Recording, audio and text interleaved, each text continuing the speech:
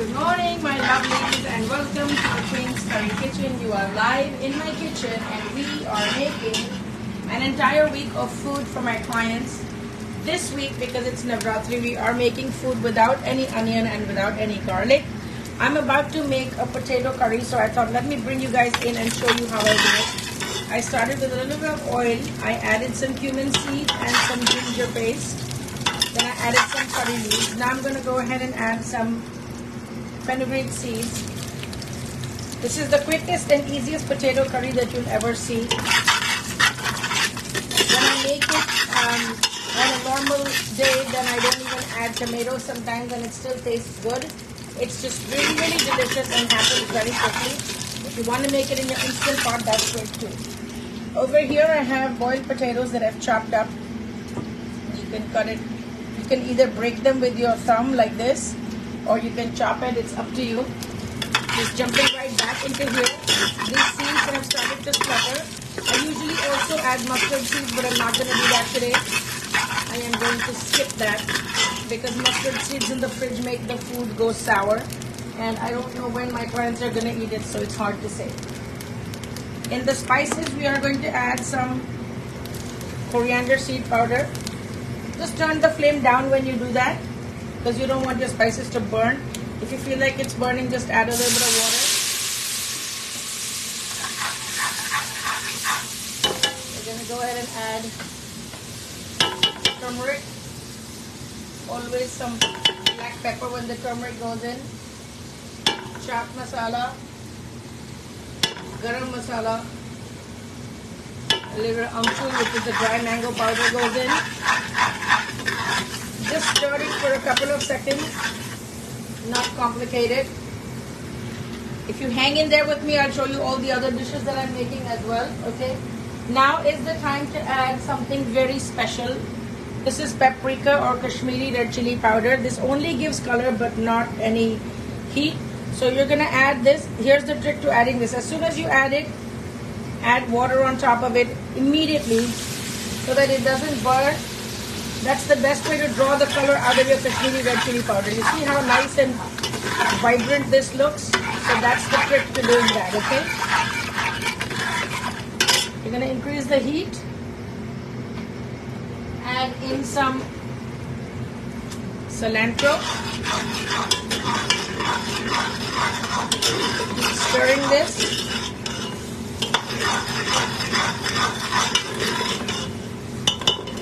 And now is the time to go ahead. You see how the oil has come to the top and it's simmering? See all the oil skimming to the top?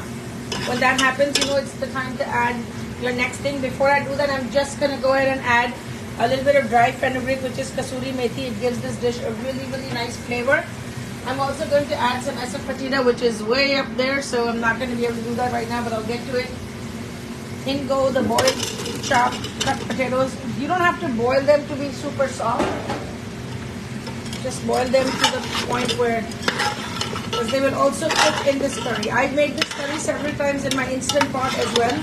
If you want to make sukhe aloo, which is just the dry version of this potato curry, you can do it like that. And just add maybe 2 to 3 tablespoons of water and allow it to simmer. This will be ready. Okay, I'm going to go ahead and add some salt, which I have not added up until now. Salt goes in. Now the water goes in. If you have boiling water, put boiling water. That's the best thing. You don't have it just regular water. I am going to go and bring some more water to get this going. But for now, what I'll do is I'll put a cover on it so that it starts cooking. And I'm going to give you an overview of what else I'm making today. So this is my curry for my pakora curry, and again this is without any onions and garlic. I have yet to fry the pakoras. So I've given it a first tempering with mustard seeds, cumin seeds, fenugreek seeds, dry fenugreek herbs, and chiles arbol. I've given it a first tempering. I've added it in here. It's thickened really nicely. You can see it started out at this level and now it has reduced.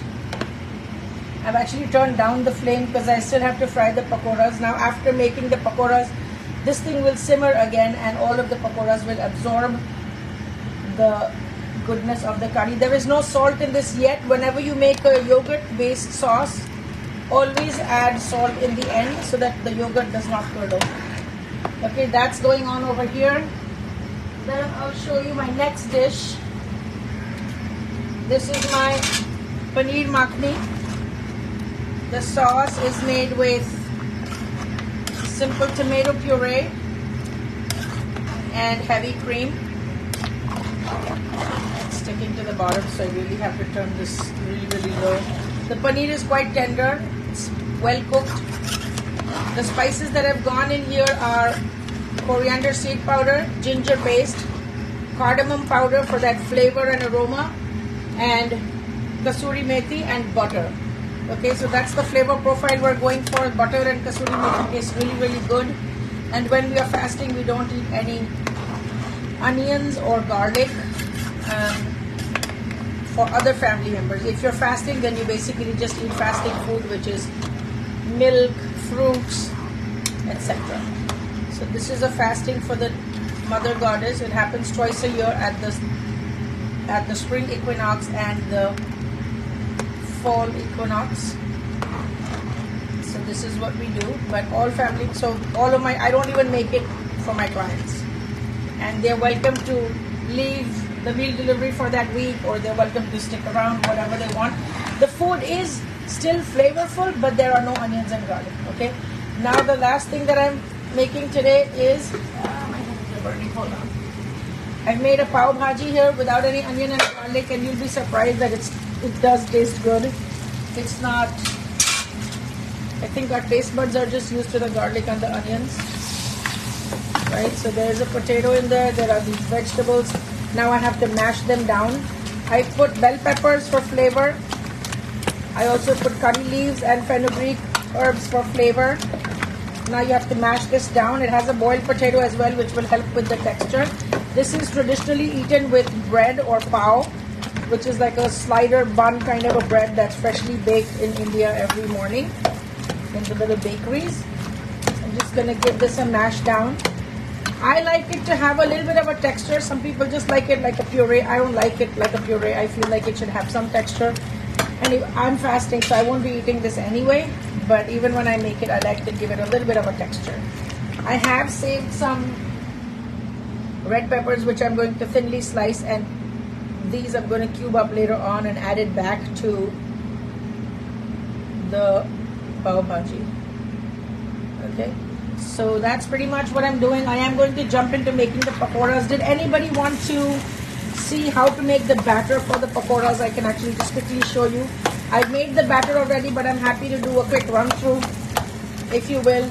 Good morning, Stephen. Good morning, Sharon. Good morning, Archana. Everybody that's tuning in, wherever you're tuning in from, it's morning in New York City, and I am in Midtown in my commercial kitchen making my no onion, no garlic weekly meals for my clients. This is my pav bhaji. I'm going to keep mashing it down. This is my curry pakora. You can see it's really rolling to a boil. I have to turn this down because I don't want it to be too thick. I still have to make the pakoras and drop them in here. I'm only making potato pakoras instead of potato and onion, which is something that's more traditional. But this is the 9 days of fasting for the Mother Goddess, and in these 9 days we do not cook with onions or garlic. Just adding a little bit more water to my potato curry. I have to make about 4 or 5 portions, so I want to make sure that there's enough potato in, there's enough water in there, and also I will be mashing down the potatoes as they cook. So it will give my curry a nice creamy texture. I will grab the hing at some point and add that. This needs a little more liquid, so more water going in. When you do that, then just definitely remember to adjust the salt and the seasoning on it. Check it from time to time. So if this is your first time here, don't let it be your last. My name is Nupur, Chef Nupur, whatever you want to call me. I am tuning in from Queens, New York. You are in my kitchen, and we are making food live for my clients. If you have any questions related to the recipes that you've just seen, drop them in the chat. I am able to see the chat. And if you have any general questions, I'm happy to answer those as well. There is a private Facebook group that I have, which is called Curry Lovers. Indian food lovers or curry lovers, you can absolutely follow us there. And yes, you can absolutely follow us there, because I do special classes. We are now 1,000 members strong in that group, so I definitely would like to bring more value to that group by doing classes and sessions which are only going to be for group members. But the classes will happen on Zoom.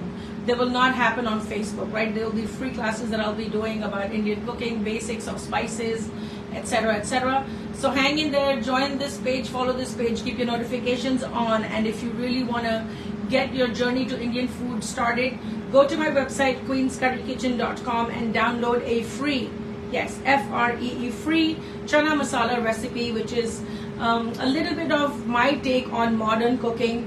It's not involving 50,000 ingredients to make it an Indian dish, but it does taste pretty darn good. It needs about 3 or 4 ingredients from the supermarket, including a can of chickpeas and some tomato puree.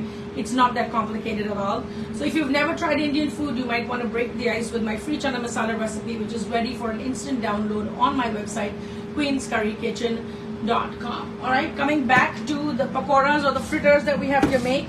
Let me just flip the camera again. Check this out. This is our clay oven in which we make the naan. You know, the naan that everybody loves. This is the tandoor. It's not on right now, but yeah. Okay, so these are cubed potatoes, and the batter is made with chickpea flour. I'll show you the chickpea flour. It's outside. The batter is made with chickpea flour. The seasonings that I've added are chopped cilantro, chopped mint, coriander seed powder, some garam masala, chaat masala. You can also add some carom seeds. I don't have any, so I didn't add any. And then whenever you make a pakora batter, always add a little ghee or butter into it, because when you fry these pakoras, the ghee or the butter expands and creates pockets, just like in a croissant, right? So it creates those pockets, and then when you take those fried pakoras and put them in the hot simmering curry, what's going to happen is all those pockets will soak up the flavors. There is enough room for those flavors and that liquid from the curry to go inside and infuse and make them sponge-like, right? So it just acts as a sponge and helps to soak up the flavors from the actual curry. One moment, my stove is acting up. Okay, coming back to the paneer makhani, you can see this is ready. Whenever you have an Indian dish that you're cooking and you see all the oil skim to the top or the fat skim to the top, you know it's time to turn it off. Do not overcook your curries, because then you lose the potency of all the spices, correct? So I'm just going to go ahead and add a little more liquid to this so it can get going. Whoa, ghosts in my kitchen. Okay, I'm going to give this a further mash. Also, you can send stars to me so that if you like the content that I put out, if you like this page, if you like what you're seeing, you can send some stars so I can continue to create what I'm creating just for you. Okay, I'm just going to have to pick this pan up that fell on the floor and put it in the sink. Ah, my back. Okay, there are 2 other dishes that I have to make today. One of them being a rajma masala, which is beans, and then I have to make a cabbage with peas, which is going to be a stir fry. Okay, so this is the potato curry. It's simmering around. You see how it's so watery right now? You see this? As it cooks, you're going to go and mash some of these potatoes against the wall of your pan, and that's going to give it that creamy texture. Okay, so we are going to cover it back up and let it do its thing. Do not fall, okay, mister? Alright, so that's that. Again, I haven't used any elaborate spices. It's some very basic spices. I've used Kashmiri red chili powder. I've used coriander seed powder, fenugreek seeds in some places, Himalayan pink salt. That's pretty much it. And sometimes I've also used the cloves, cinnamon, cardamom, bay leaves, and star anise. Like in this pav bhaji, I've put the star anise. I've also used the pav bhaji masala, which is this brand. This is the brand that I like to use for pav bhaji. It's called Badshah Mumbai Pav Bhaji Masala. It's available in all Indian grocery stores. I think it has the most authentic flavor of all the masalas that are out there. Okay, So with that, I am going to wrap this up. I still have to do a lot of prepping and chopping before my staff gets here. They will be here at 10 o'clock. So I literally have only half an hour to make 2 more dishes and fry the pakoras and finish off the curry. So I will be signing off. But thank you so much for joining me today. I appreciate each and every one of you that decided to come here and spend their morning with me. Whatever few moments you could give me, I am appreciative of that. I will see you in another video. Until then, keep smiling and shining. Be blissful, be flavorful, and never forget that you are only a few minutes away from a nicely cooked home-style meal. Okay, so shine together, dine together. That's what I want to do for you. That's my prayer for you. I'm sending love to your loved ones, and I will see you in another video really soon. Until then, take care and God bless.